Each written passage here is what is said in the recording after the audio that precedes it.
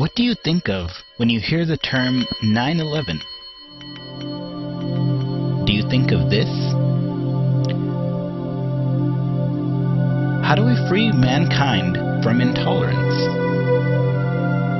Who can we take inspiration from to find the ultimate truth and save ourselves from destroying our Mother Earth?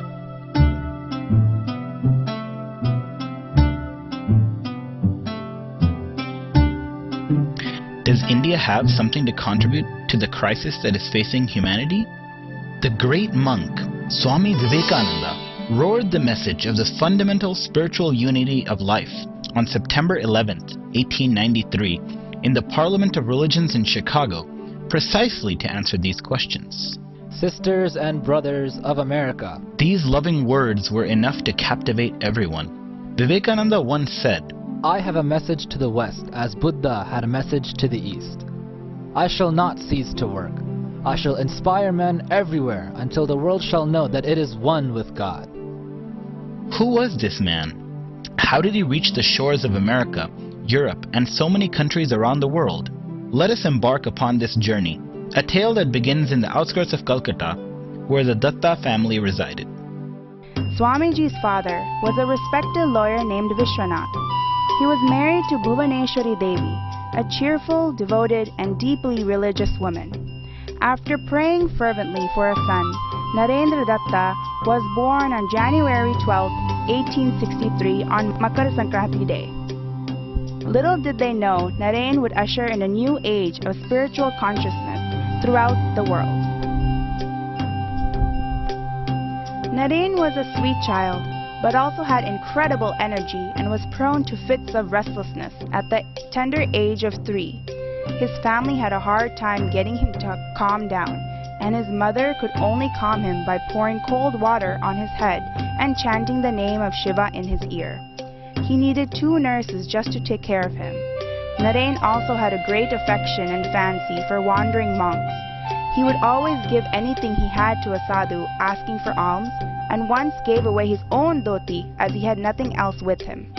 Even after being locked up in his room, he would throw things from his window to traveling sadhus as an offering to them. By age 8, he was in 2nd standard, attending the Metropolitan Institute of Pandit Ishwar Chandra Vidyasagar. However, studying was hardly something Naren had to spend a lot of time in, so he spent much of his time in other activities. Occasionally, he would gaze off into space, drifting seemingly into some other world, and would proclaim by reading his own palms that he was destined to become a monk. He had a spirit of adventure and fearlessness, and once spent many hours on a tree to prove that no ghost existed in it, as an old man nearby had told him. He later said, Do not believe a thing because you have read it in a book. Do not believe a thing because another has said it is so. Find out the truth for yourself. That is realization. Naren attended the Scottish Church College between 1881 and 1884. He grew more intellectual in nature and joined the Brahmo Samaj, a Hindu social reform organization that protested against certain orthodox practices in Hinduism. Dissatisfied with mere intellectualism, the desire to know the ultimate truth and to know God became stronger. He asked many people whether they had seen God, but no one gave a satisfactory answer to him. One of his professors mentioned that the great saint, Sri Ramakrishna Paramahamsa, was not too far away, so Naren and 2 of his friends decided to go meet him. The meeting was a strange one, with Sri Ramakrishna talking to Naren as though they had known each other for years.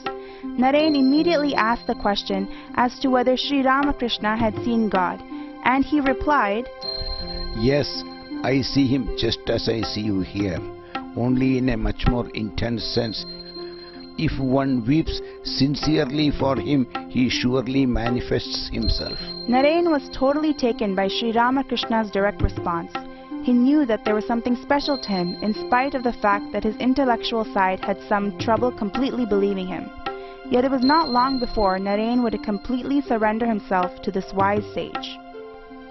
After completing college, he was drawn back to Ramakrishna and grew tremendously under his guide. His spiritual training went on for over 4 years, and included fun and frolic, as well as intense discussions and teachings of Vedanta, Bhakti Yoga, and Jnana Yoga. By 1885, Sri Ramakrishna was tragically diagnosed with throat cancer, and everyone knew that his end was not far away. Narayan's meditation intensified at this time, and just before Sri Ramakrishna's passing, Narayan had his first experience of Nirvikalpa Samadhi, the total dissolution of oneself into the Brahman or Supreme Divinity. Just before passing away, Sri Ramakrishna passed out saffron robes for all disciples and established Narayan as the next head of the Ramakrishna order. Although all the disciples were in deep mourning when Sri Ramakrishna passed away in 1886, they knew that they had been extraordinarily fortunate to have partaken in his life and teaching. By 1887, Narayan and the remaining disciples established a mutt or monastery at Baranagar near Calcutta, where he gave each of them new names as monks. Amongst them was Gangadhar, who received the name Swami Akhandananda. Swami Akhandananda later became the guru of Sri Guruji Golwalkar, the second head of Rashtriya Swayamsevak Sangh. Although Narayan initially took the name of Swami Vivekananda, it was rarely used, and he eventually took the name of Swami Vivekananda. In 1888, Swamiji began to travel across various parts of India. During his visit to Rajasthan, he met Mangal Singh, a local king who firmly believed that worshipping a stone or an idol was foolish. Swamiji knew that there was no way to intellectually convince him otherwise, so he asked the king's minister to take a picture of the king that was hanging on the wall and spit on it. The minister was shocked by the suggestion and immediately refused to do so. Vivekananda said to the king, "See, Your Highness, though this is not you in one sense, in another sense it is you. One glance at it makes them see you in it. Thus it also is with the devotees who worship stone images of gods and goddesses." This was the bold and direct way of Swamiji that brought a change in everyone he met. It was here in Rajasthan that Swamiji met the Raja of Khetri, who gave him the name Vivekananda. Afterwards, he visited Gujarat and traveled through many parts of South India as well. During his journey, he had seen in great depth the kind of poverty, hunger, and degeneration of our ancient Hindu practices all over India. He eventually reached the shores of Kanyakumari, where in frustration, he dove into the water and swam to a large rock, where he meditated for 3 days. Why had India reached this state? In his meditation, he realized, India shall rise only through a renewal and restoration of that highest spiritual consciousness that has made her at all times the cradle of nations.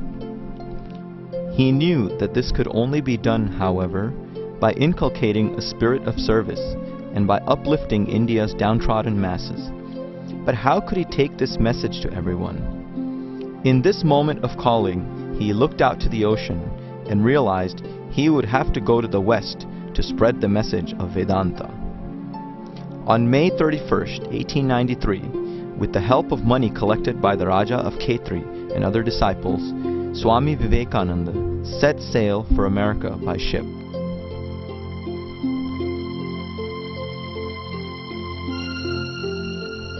After passing through East Asia, the ship eventually landed at a port in Vancouver. From there, he took a train to Chicago.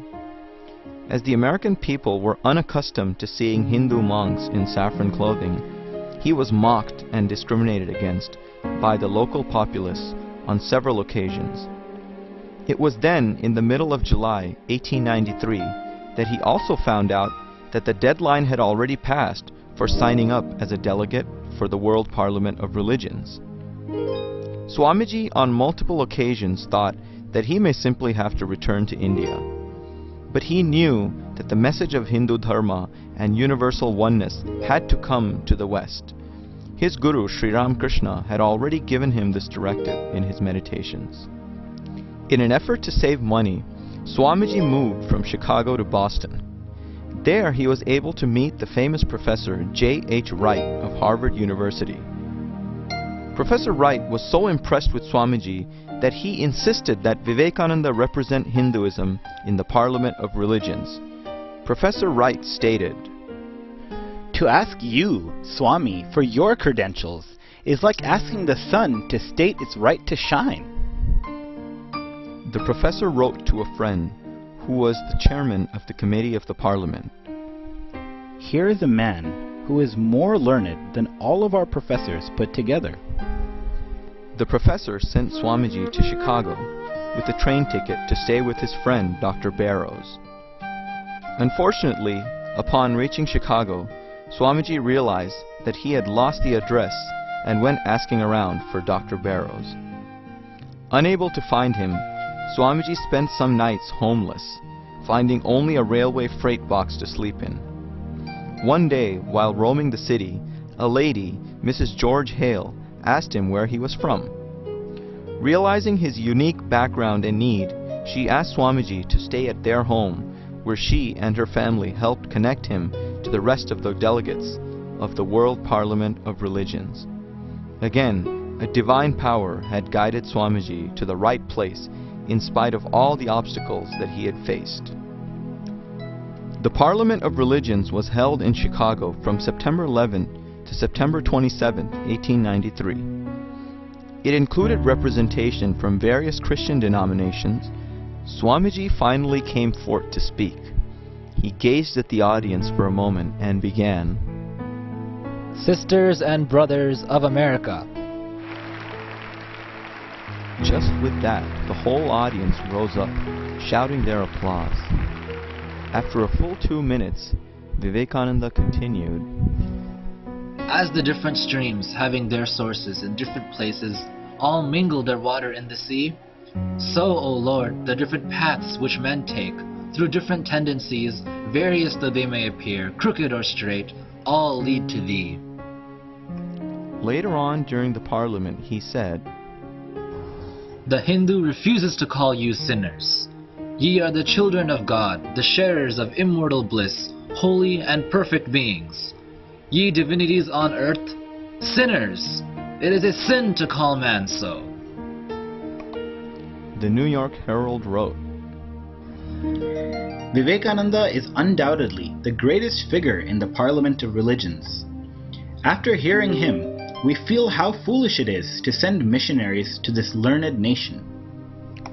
Swamiji's words reflected his direct experience of the divine and thus penetrated deep into the minds of his audience. Swami Vivekananda had captivated America. His sheer earnestness, sincere emotion, and spirit of universality took the Parliament by storm.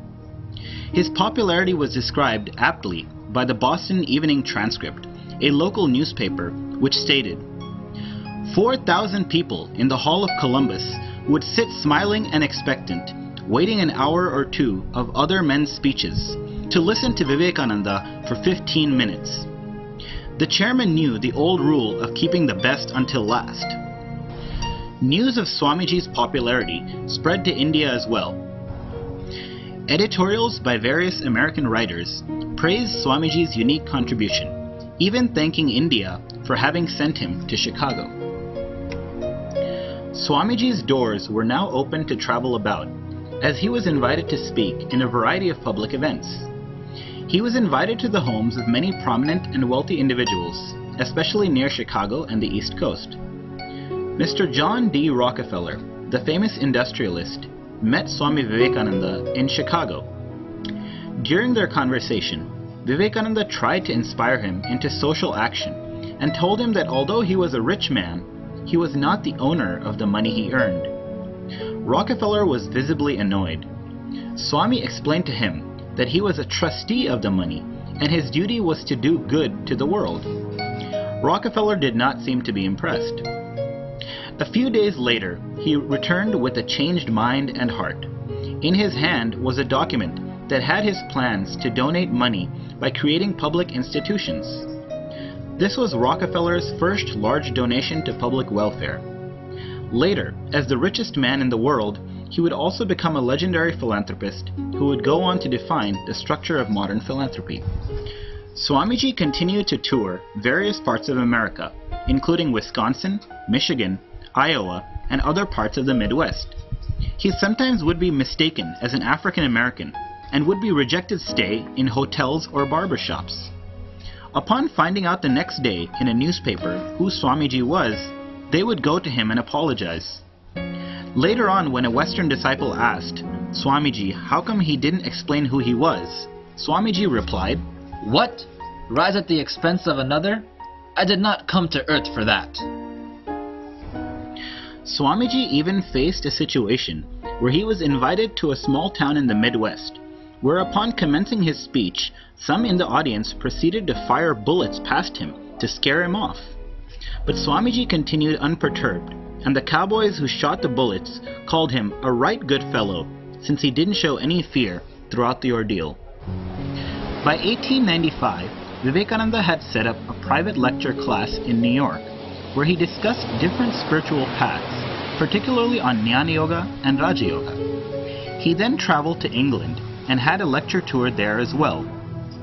During the winter of 1895, Swamiji met Nikola Tesla, the father of electricity and a well-known scientist. Tesla had attended some of Swamiji's talks during the Parliament of Religions and was keenly interested in the Vedantic perspective on the relationship between energy and matter. Swamiji mentioned clearly in this context that, I have myself been told by some of the best scientific minds of the day how wonderfully rational the conclusions of Vedanta are. I know one of them personally, who scarcely has time to eat his meal or go out of his laboratory, but who yet would stand by the hour to attend my lectures on the Vedanta. For, as he expresses it, they are so scientific, they so exactly harmonize with the aspirations of the age and with the conclusions to which modern science is coming at the present time. in England, Swamiji met Margaret Noble, who became his disciple and took the name Sister Nivedita. She was a rare example of a woman with a deep spiritual quest, as well as a profound love and compassion for the people of India. During this time, Swamiji also sent a series of letters to his disciples, as well as brother disciples in Baranagar, to develop a movement wherein spirituality would not just be about one's own salvation, but about serving mankind. In one letter to his brother disciple, he stated, "You have renounced everything. Come, now is the turn for you to banish the desire for peace too. Don't worry in the least, heaven or hell, don't care for anything, but go, my boy, and spread the name of the Lord from door to door. It is only by doing good to others that one attains to one's own good, and it is by leading others to bhakti and mukti that one attains them oneself." These words provided the inspiration that ultimately led to the founding of the Ramakrishna Mission. By 1897, Swami Vivekananda left America and arrived in Colombo, Sri Lanka. He was given an ecstatic welcome there by thousands of people. His voyage continued through India and was filled with earnest devotees and people waiting to hear Swami Vivekananda's inspiring words. He spoke on the great spiritual heritage of India, as well as the need for the social upliftment of India's masses. He said, "Service to humanity is service to God." The series of lectures he gave through this journey gave rise to the book From Colombo to Almora, which encompassed the patriotic fervor and spiritual intensity that he charged everyone with. In 1899, Swamiji took a second trip to America, visiting the West Coast and establishing Vedanta societies in San Francisco and New York. He also visited Europe as well as Japan, attending various conferences on religion. By 1901, he returned to India. Tragically, his health was declining severely due to asthma and diabetes, and he had told several people that he would not live to be 40. Swamiji passed away, attaining Mahasamadhi on July 4th, 1902 while he was meditating, and was cremated on the banks of the Ganga. Swami Vivekananda's life was a tribute to Hindu Dharma, a dedication to the spirit of universal peace, and an inspiration for all. He spoke both of the need to develop an indomitable will in the face of difficulty, as well as the need to imbibe deep humility and serve your fellow human being. Few have inculcated both qualities so completely and manifested it into their lives as a role model for all to come. Come, join Hindu Swayamsevak Sangh in celebrating this year, the 150th birth anniversary of Swami Vivekananda, to spread his message and imbibe his spirit of selfless service within each other.